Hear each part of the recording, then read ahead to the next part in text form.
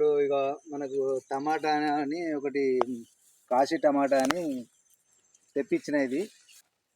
నేను తాతలు మా అమ్మ చిన్న బచ్చగా ఉన్నప్పుడు ఇగో ఈ విత్తనాన్ని చూసిన. ఇగో ఇట్లా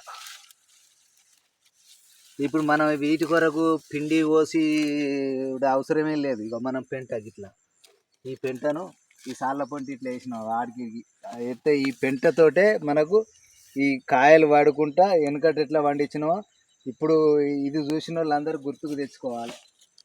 ఇక టమాటా అనేది ఈ టమాటా ఇది కాశీ టమాటా అని ఇట్లా ఇక ఇప్పుడే తెంపడానికి వచ్చినది ఇప్పుడే. కాకుంటే ఏంటంటే కొంచెం గడ్డలు వేరే దూరం పెట్టక చేసేసరికి పదనచ్చి కొంచెం కింద ఖరాబ్ అవుతున్నాయి కాయలు.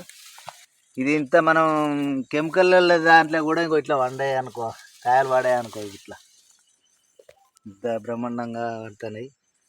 ఇది చూసిన వాళ్ళందరూ గుర్తుకు తెచ్చుకోవాలంటే అప్పటికే మన వ్యవసాయం వెనకట చేసిన బాపతి పెంటతోటి ఇట్లా చేసిన బాపతి.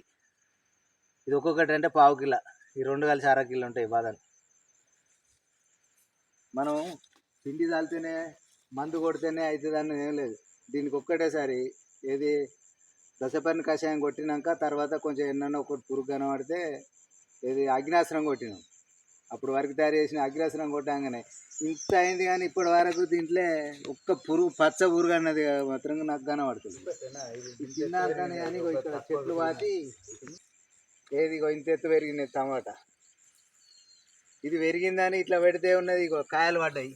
ఈ వదనకు కాయ కిందికి వస్తున్నది. ఇగో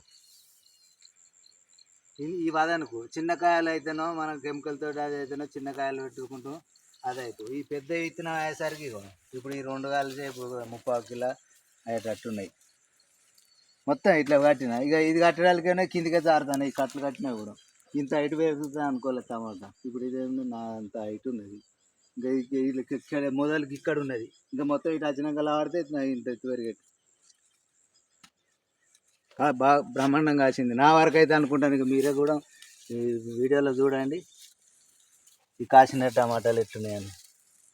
దేశవాళీ అంటే ఇగో ఇది దేశవాళీ విత్తనాలు, దేశవాళీ పంట అనేది.